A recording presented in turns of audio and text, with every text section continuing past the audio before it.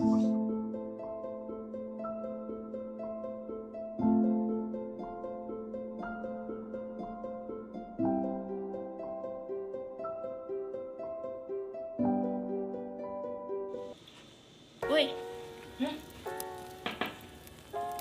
Emang udah mulai? udah.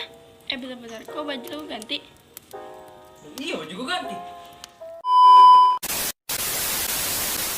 76 tahun kita sudah merdeka. Beribu-ribu orang pendahulu meninggalkan kita. Kita harus bersyukur di mana kita sudah hidup tenang dan damai tanpa adanya penjajahan lagi. Pahlawan, ya, orang yang sangat berjasa pada negeri dan bangsa ini. Tanpa ia, kita pada saat ini mungkin masih di bawah kegelapan penjajah. Apakah kita sudah benar-benar merdeka? 76 tahun Indonesia merdeka, bebas dari penjajah. Selama 350 tahun Belanda berhasil menguasai tanah air kita. Namun setelah Jepang masuk ke Indonesia, akhirnya Belanda menyerah tanpa syarat kepada Jepang dalam perjanjian Kalijati.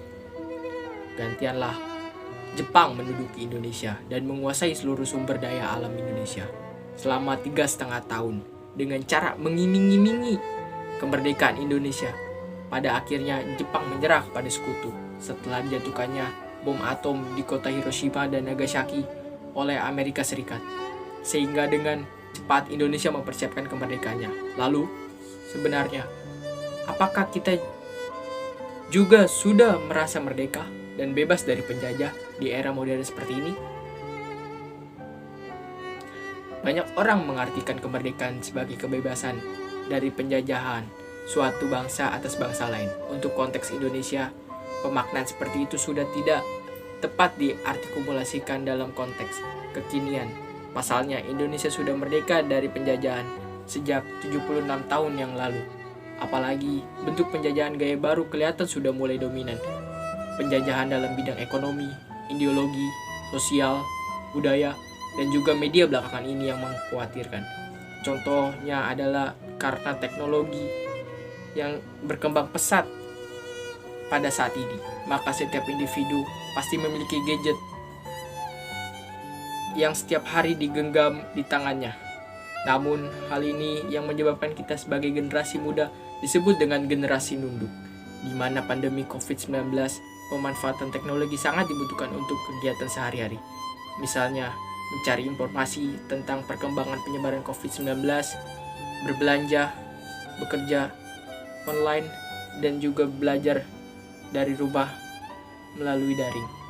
Contoh yang lainnya adalah para pemimpin yang terus-menerus mengambil uang rakyat yang bukan hak mereka.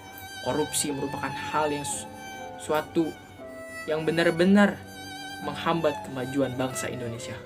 Ada salah satu pesan Bung Karno yang paling dikenang hingga saat ini, yaitu perjuanganku lebih mudah karena melawan penjajah, namun perjuangan kalian akan lebih sulit karena melawan bangsa sendiri. Pesan ini yang membuat kita bertanya kepada diri sendiri, bahwa apakah sebenarnya diri ini sudah memerdekakan diri sendiri? Apakah tugas kita saat ini? Sebagai generasi muda yang akan terus memajukan Indonesia, harus berpikir dengan teguh, percaya, dan bijaksana bahwa siapa lagi yang akan memajukan bangsa ini kalau bukan bangsa itu sendiri. Dan dalam pandemi seperti sekarang ini, kita mau tidak mau harus mematuhi peraturan yang ada supaya kita bisa cepat melewatinya. Satu nusa, satu bangsa, satu bahasa. Indonesia bisa merdeka.